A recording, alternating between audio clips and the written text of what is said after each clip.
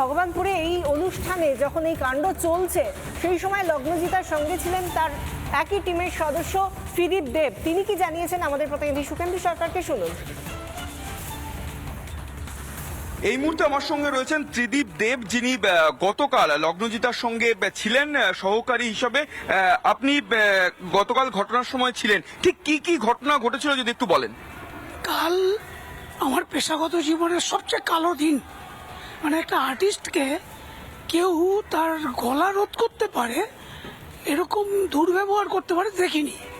হ্যাঁ, মানে যেই আর্টিস্টটার সাথে উনি ব্যবহারটা করেছেন, সবচেয়ে খারাপ জায়গায় একটা ভালো স্কুলের ওনার উনি, সে আর্টিস্ট জাগমা গাওয়ার পর স্টেজে উঠে ওনাকে মারতে আসছে এবং পরিষ্কার ভাষায় বলছেন যে আপনি সেকুলার গান করুন এবং আপনি না, সেকুলার গান কর, এসব গান বন্ধ কর। কোথায় এসে পড়েছি আমরা, কোথায় এসে পড়েছি? এইটা মানে বলার পর তারপর কি কি ঘটনা ঘটলো? তারপর আমরা সিদ্ধান্ত নিই আমরা এফআইআর করব। যথারীতি থানায় গেছি, থানায় আমাদের সঙ্গে কোঅপারেট করেননি দায়িত্বপ্রাপ্ত অফিসার। উনি বলছেন এফআইআর করলে ব্যক্তিগত ওই অভিযুক্ত লোকটির বাড়ির ঠিকানা বলতে হবে, নাম বলতে হবে। আমাদের কাছে ঠিকানা থাকা সম্ভব নয়। তখন উনি বললেন যে এফআইআর তো হবে না। আমরা বাধ্য হয়ে একটা জেনারেল ডায়েরি করে আসি, তারপরে প্রেসকে জানাই যে এই হয়েছে। এখন ঘটনা সবার সামনে, এটা বন্ধ হওয়া উচিত। এবং যে মেহবুব মল্লিক, মানে যার বিরুদ্ধে অভিযোগ গতকাল যে এই ধরনের ঘটনা হয়েছে, ইতিমধ্যেই তাকে গ্রেপ্তার করা হয়েছে। হ্যাঁ, শুনলাম গ্রেপ্তার করা হয়েছে, কালকে রাতেই পদক্ষেপ নেবেন বলেছেন। কিন্তু গ্রেপ্তার করে কি হবে?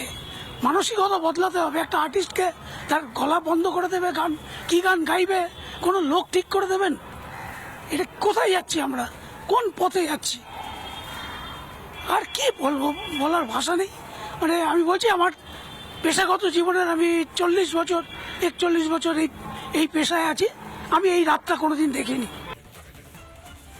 মেহবুব মল্লিক যে তৃণমূল নেতা এবং এই স্কুলে যে স্কুলে গিয়েছিলেন অনুষ্ঠান করতে লগ্নজিতা চক্রবর্তী, সেই স্কুলের কো ওনার যিনি, অর্থাৎ দুজনের মধ্যে একজন মালিক, তাকে গ্রেফতার করা হয়েছে ইতিমধ্যেই এই মেহবুব মল্লিককে।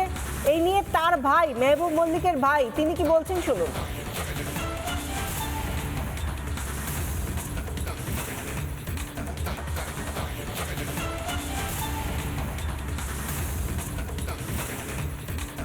কালকে যে সাউথওয়ার্ন পাবলিক স্কুলের অ্যানুয়াল ফাংশন ছিল, ওই অ্যানুয়াল ফাংশনে লগ্নজিতা চক্রবর্তীর একটা নাইট ছিল।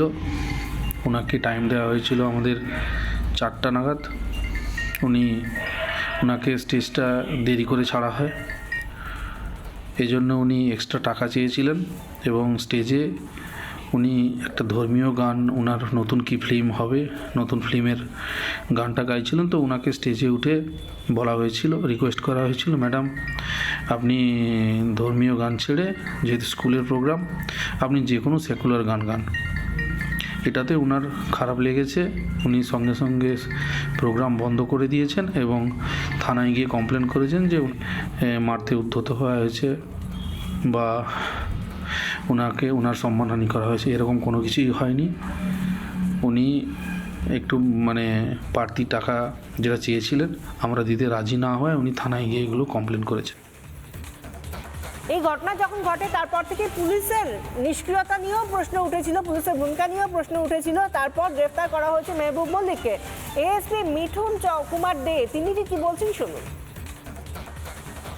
এটা দুর্ভাগ্যজনক আছে। আমরা প্রাথমিক তদন্তে যেটুকু পেয়েছি তাতে ওই যে মেহবুব মল্লিক বলে যে আছে, ও যেভাবে ইন্টারাপ্ট করে, বা শিল্পীর সঙ্গেও আমরা যখন থেকে জেনেছি তখন থেকে ওনার সঙ্গে আমরা যোগাযোগ করেছি, যেটুকু জেনেছি যে যেভাবে উনি ইন্টারাপ্ট করেছেন এবং যেভাবে মারমুখী হয়ে উঠেছিলেন, তো সেটাকে আমরা ডেফিনেটলি কগনিজেন্সে নিয়ে আমরা সঙ্গে সঙ্গে অ্যারেস্ট করতে বলিওছি এবং তখন থেকেই রেড শুরু হয়। হি ওয়াজ অ্যাবসকন্ডিং। আমরা সকালে ওকে অ্যারেস্ট করেছি, এসডিপিও লেভেলের অফিসারকে দিয়ে আমরা ওসির এগেনস্টেও একটা ডিপার্টমেন্টাল এনকোয়ারি আমরা ইনিশিয়েট করেছি।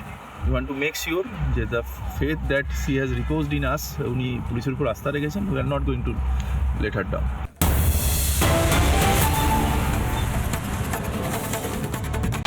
নানা ধরনের কন্টেন্ট দেখার জন্য লাইক করুন, শেয়ার করুন আমাদের ফেসবুক পেজ, সাবস্ক্রাইব করুন আমাদের ইউটিউব চ্যানেল। পাশাপাশি অন্যান্য ব্রেকিং নিউজের জন্য অবশ্যই চোখ রাখুন রিপাবলিক বাংলায়।